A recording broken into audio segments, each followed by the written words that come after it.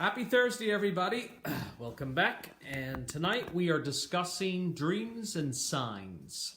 This topic I chose based on the question that a lot of people ask me: how do I get communication? Why am I not getting communication? Can I get communication? What's the easiest way to get communication? So I wanted to discuss communication through dreams, and I wanted to discuss communication through signs. So it's okay. Let me just get into this. There's just no easy way to get into this here. So it's signs come in many different forms. Everyone thinks that a sign has to be a huge visit from the other side. They think the clouds should open up, that the other people are going to come right through to them. So signs come, they're delayed for a reason. So the most primary reason that they're delayed, I know I have to turn this volume up even though Jasper's going to say I don't have to. You don't have to. The reason why they're delayed in the beginning is two reasons. When the soul leaves the physical body, it typically stays around the household. It doesn't immediately pass over to the other side because it has time to do that. So when the soul leaves the physical body, it goes through the process of trying to help us through the grief period. So that means the burial, that means us going through grief, all of that. Initially, the soul will blast out to anyone that is receptive to communication. And what I mean by that is someone will feel them, somebody will smell them, someone will have a dream of them, someone will see them. So, and I keep saying someone because everyone thinks that the individual who has passed would immediately come to their significant other. And a lot of people say to me, Phil, I have not gotten a sign yet. And it's making me mental because all these other people are getting communication. Why would my husband, wife, child, whomever that I've lost go to the other reason or other people? Primary reason is grief. Grief shuts down the crown chakra.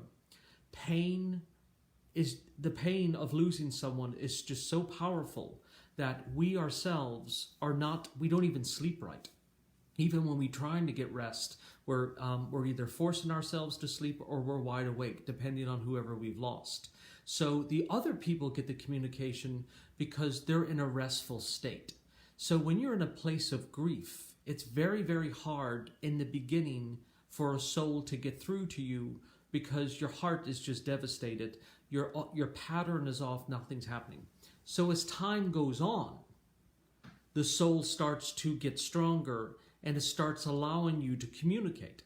So what I mean by that is after about the 5-6 month time that a soul has passed over, it now knows how to communicate and how to branch out and how to reach you. And the most easiest way to do that is when you're in the sleep state.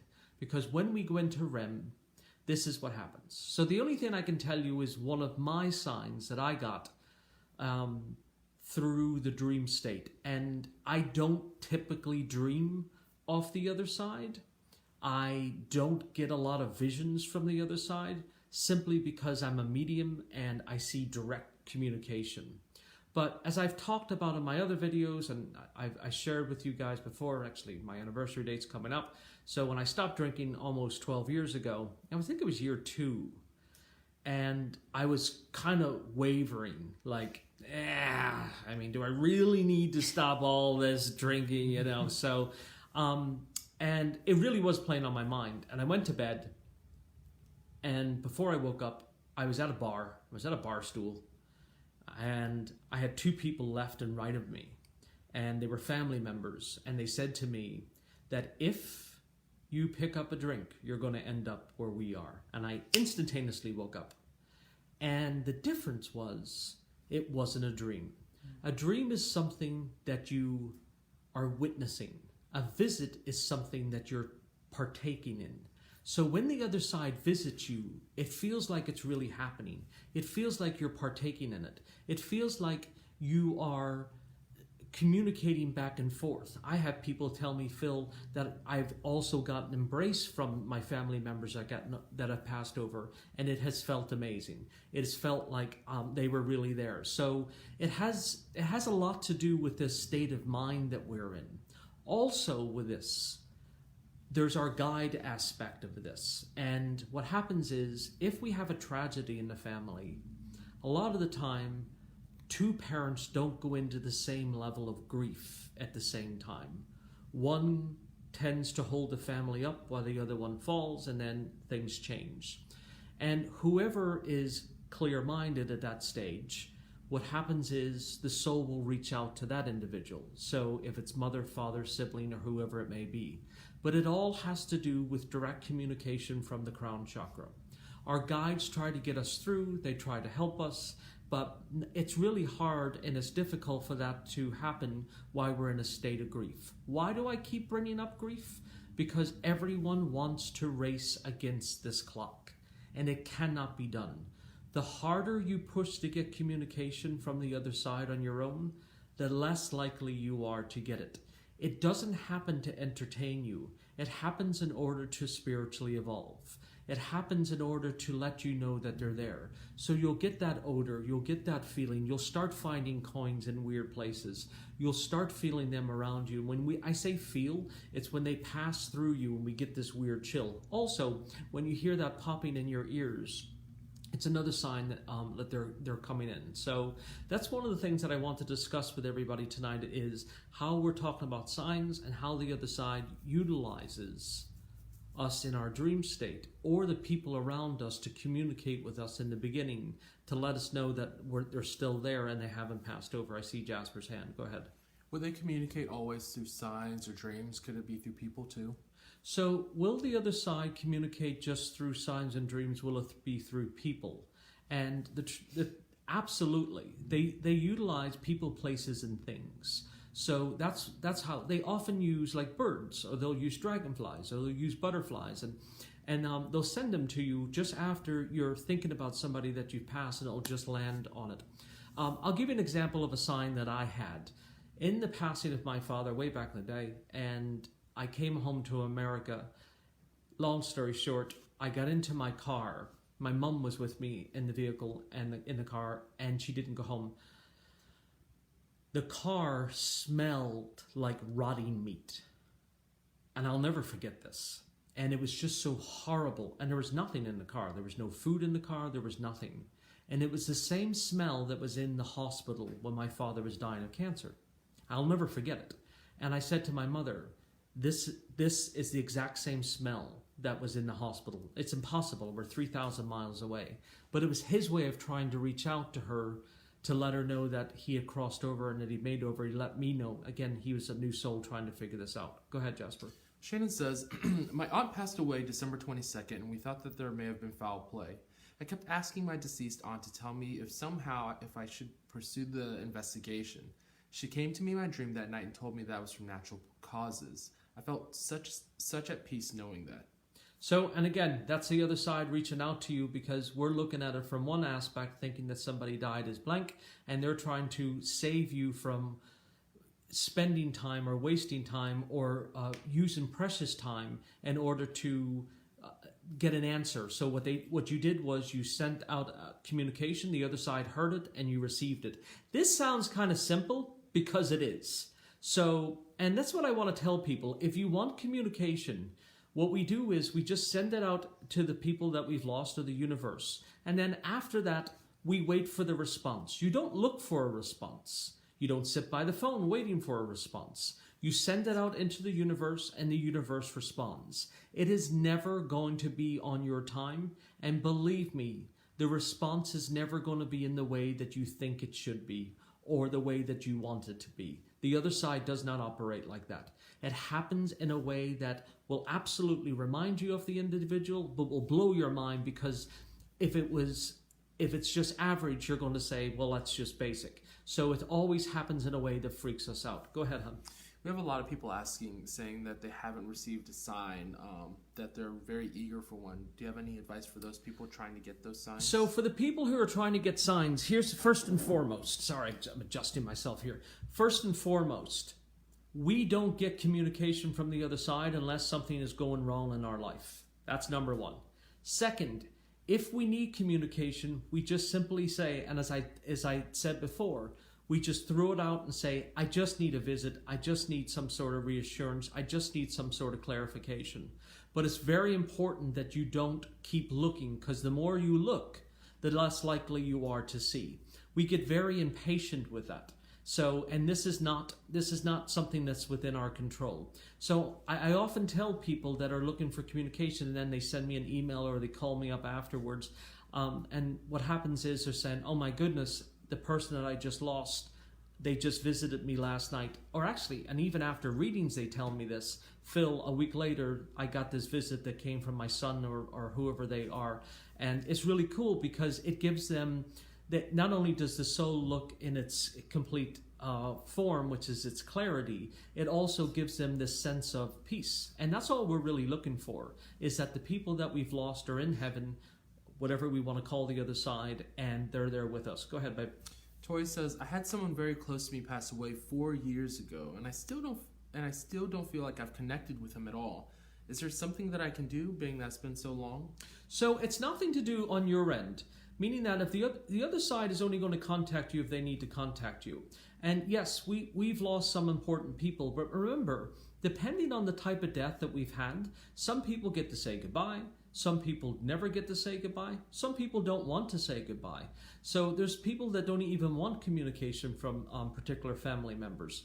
But what happens is, and I'll say this again, is if you're open, meaning that you have to be aligned. If your life is troubled, if your life is dealing with stress, if your life is dealing with anxiety, and this is why we're going to be doing a workshop in February based on fear, because removing fear allows us to get communication. So if you're in this state on a daily basis, if you've become in a state of grief or pain because you've had this loss, you're not going to get the communication the way that you want it.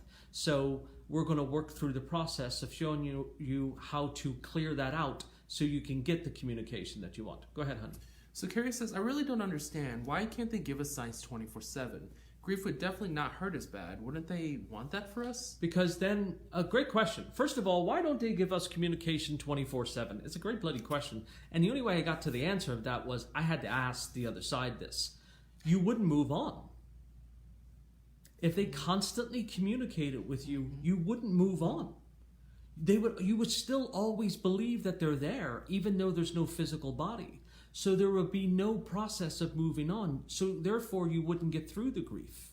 Grief, it does make the soul grow, meaning that we know that we're coming here with death on our plate, one form or another. Either we'll have an early death, people around us, or whatever it is. But they are limited how much they can communicate with you personally, because if they keep doing that, you're never going to heal. And if you don't heal, life falls apart. Go ahead, babe. Catherine wants to know... Hey, Catherine. How do I know whether the other side is actually sending me a message in a dream or whether it's just my own mind making things up? Oh, good question. So, how do you know the difference between if it's the other side communicating with you or if it's just your mind making things up because you're an anxious mess and you don't know what to do with yourself? So, and again, here's the two biggest things. Number one, if you were just witnessing it. So in a dream, people are going by, it's kind of like a movie, and you're not part of it. That's your mind. That's just your normal dream state. If you are part of it and it feels like it's really happening, like you wake up and you're looking for the person that had just passed away, it feels wonderful and sad at the same time. That is the other side communicating with you. But there's no doubt when it happens, you feel it in your gut, you feel it in your heart. You just know it's them guiding you. You just know it's them being around you. Go ahead, sweetheart. So, Rose says, I lost my 14-year-old due to suicide. Can he be at peace in heaven? I feel his spirit around me all the time. So, thank you for bringing this up, and I'm sorry for your loss, Rose. But, so, people ask me all the time, Phil, depending on the manner of death, does it matter where someone goes? Meaning that, will they be at peace on the other side? And all I can tell you is this. That all the souls that I've met who've assisted in their own passing, the first thing that they say to me is, Phil, it's the first time I would have been at peace in a very long time. Meaning that their day-to-day suffering was excruciating. So all the souls that I have met who have passed over, who've assisted in their passing, are at peace and are completely in God's hands. regardless of whatever your religion is, again, this is my interpretation of what I see on the other side. So we're taking religion out of this, but anyone that I want them to know that their child is at peace or their loved one is at peace, because they come through and they're able to talk to me and share to me about how they passed. Sorry, I forgot to turn the phones off. Go ahead, honey. Linda wants to know, will you always understand the message you are getting in your dreams? Will you always understand the message that you're getting in your dreams? Yes. So, sorry, I had to think that through. So, will you always understand the message that you're getting in your dreams? Absolutely. When the other side is coming through to you, they're very, very clear about it. They help you. They show you what's going on. And also, it's very small, meaning that they don't give you these large piece of information. They tend to give you these small things that we're working on. And they say, this is the way to get through this. And this is how to do this. Or they give us permission. A lot of us are looking for permission from the people that we've lost. And they're saying, this is the way to go, or go ahead and do that. So that's how they work. Go ahead, babe. So Rosaline says that she suffers from depression and anxiety, and she thinks it could possibly be why she cannot see or hear anything from her dad 6 years on. So it's another great, and thank you for bringing this up. So people that suffer from depression and anxiety, medication plays a bit of a role in our communication from the other side. In no way, shape, or form am I telling anybody to stop their medication. That would be a terrible, terrible mistake. But sometimes it makes us a heavy sleeper. Sometimes we take Benadryl and it makes us a heavy sleeper. But a lot of times the depression part with grief, and this is what I said at the beginning of the video, totally blocks out communication. And there's just nothing you can do about that. So you won't dream of the other side, but they still will play a role in your life. They're still physically playing a role in your life, keeping you safe, putting people into your life, whatever. You may just not sense them, but just because you don't sense them doesn't mean that they're not there. So always keep that in mind. And a lot of people who are struggling with depression say, Phil, I'm not feeling my family members around me. And that's because of the emotional state we're in, but they're still operating in the background in your life. So don't think that they're abandoned you. Don't think that they've left you behind, anything like that. Go ahead, babe. Dave wants to know, how do you differentiate between your own thoughts and messages from a spirit? So your own thoughts you tend to doubt. Your messages from the other side are very clear. Boom, done. So when it's your own thoughts, you're like, should I not? Oh, God. And then you overthink it. So when it's direct communication, it's like, boom, you just know this is the way I'm going to do it. This is how it's going to be done. And it's clear cut. You don't even question it. And it's bizarre because you're like wishy-washy, and then all of a sudden you're like, this is where I'm going, this is where I'm moving, and see you all later. And it's just the other side pushing you down the path. And it's a pretty cool thing. So, and again, as long as we're not resistant to that type of communication. Ready for? Yes, I am. Sorry, go ahead. Yes, I am. I forgot to say, go ahead. Corinne asks, I have a recurring dream of with my dad where he is with me, but he doesn't say anything. I'm just hugging him. Is that a visit or just a wishful dream? No, it's both. Well, not really both. It's him coming through to let you know that he's there, and it's you just showing your love and your affection for him. And the repetitive dream is just him coming through. It happens either once a year. I have the same type of dream, and it's just them coming through to say hi. I don't know if anyone's had this dream. I'm having this debate all day long. I cannot fly in my dreams. Okay? I can get up so high, and then I fall back to the ground. One of my siblings loves to bring this up, that he can fly and he can go fast and he can land. And I don't know how you guys do this here, but if any of you out there can fly in your dreams, I'd like to hear about that tonight. And I know, and I can't fly because I cannot let go of this physical body. I'm too fearful to do it. So that's why I only get so high. We talked about out-of-body experiences before. So I can only get so high, and that's why I'm pulled back down again. That's a control issue on my end. But I'm curious about the people that are able to fly or are able to do that.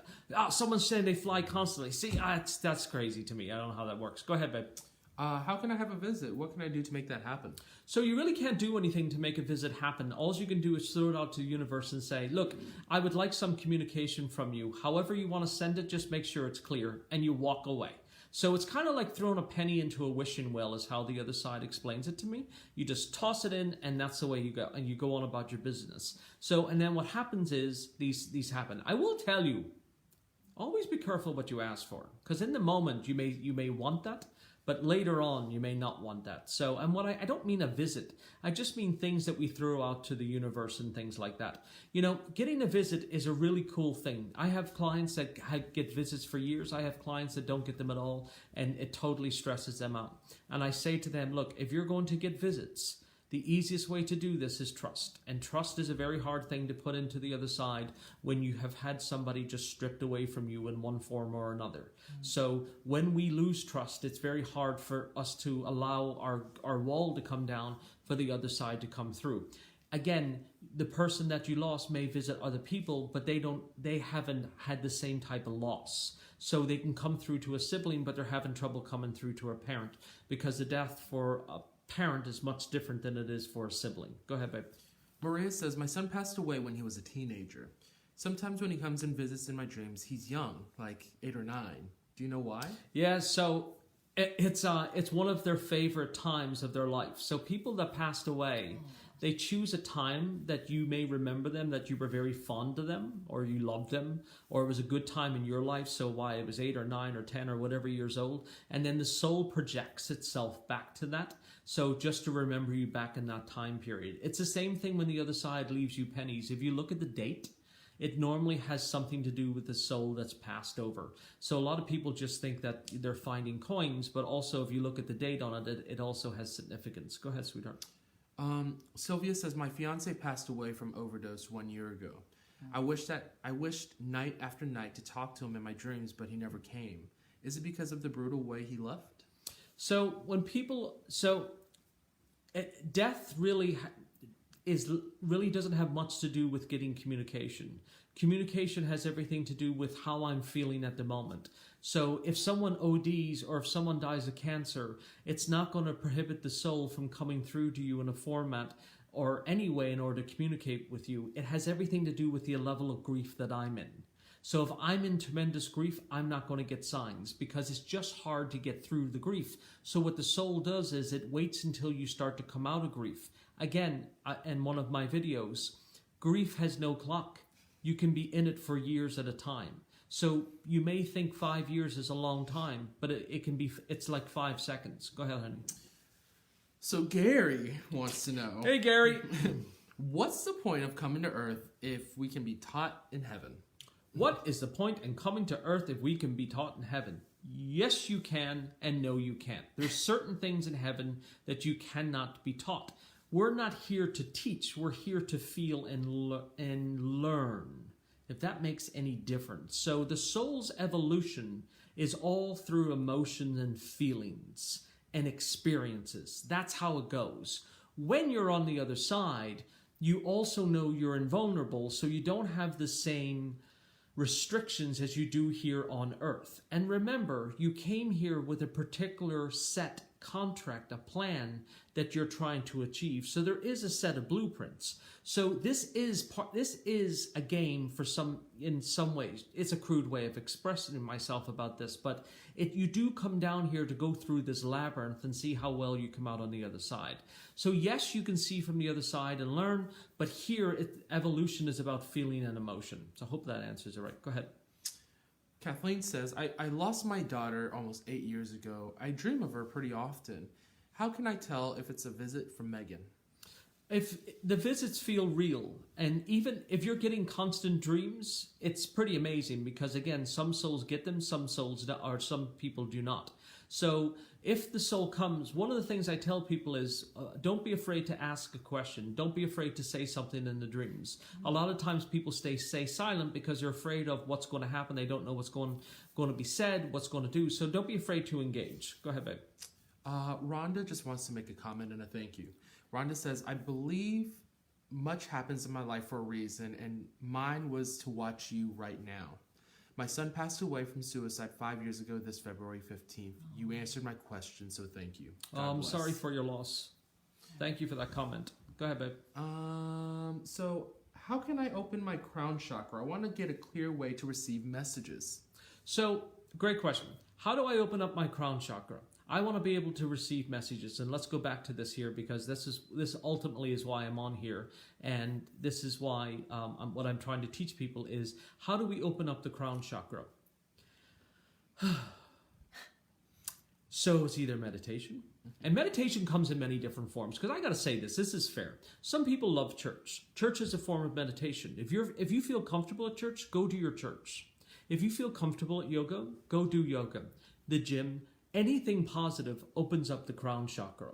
So that's what I'm trying to say to you. And I'm always afraid to say religion, blah, blah, blah, because I don't want anybody to get on my case about organized religion. But if you as an individual feel comfortable going into a building that is beautiful and peaceful to you, that is going to open up your crown chakra. If working out is your thing, that is going to open up your crown chakra. If being an artist, that's going to open up your crown chakra. In the moment of death, in the moment of something painful, what happens is we push everything else aside. We stop doing all of those things because we're in so much pain. So then the crown chakra collapses on itself because it's not being stimulated. This is where knowledge and information comes from. This is your connection to your higher power or God. So once this collapses because we've lost somebody, well, who just betrayed us? God, because they just took away the person that we loved. Let's just assume it's an early death. So once that collapses down, it's very hard to get that open again. Well, it's not hard to get it open again. You have to be mindful to get it open. And the only way to do that is to start doing things that's going to clear out your stress, your anger, your frustration, whatever it is. I also tell people to write. And they can write it, they can burn it and get it down. But getting it out is the most essential part. Go ahead, babe. Mona wants to know, why don't those that pass over send messages when they are desperately needed? And only send messages in some unneeded times? That's a great question. And you know what? I don't even know the answer to that because, again, there's no rhyme or reason to why the other side does this. However, I will tell you this with the other side. Their timing is perfect. It is just perfect. And because we want to believe it should happen when we want it to happen, but their timing truly is perfect. And if you look at it and you look at all the things that took place, it's that had it have happened at a different time, it would never have worked out as beautifully as it did now. So patience is truly something that we ask the other side from because it's not easy for Phil. Go ahead. So Tiffany wants to know, what about a dream of an infant death who shows himself as a toddler? So I need more, Jasper. So they want to know why they would show themselves as a toddler when they passed away as an infant. So the soul, I'm sorry. So if you lose a child at a month old, and as time goes on, the soul continues to age. So if the child died at a month old and a year later and you had your dream, you would see a 1-year-old, a 2-year-old, a 3-year-old. So the soul will age into its 30s. We don't know why. Some people assume it's because the year Christ died, blah, blah, blah.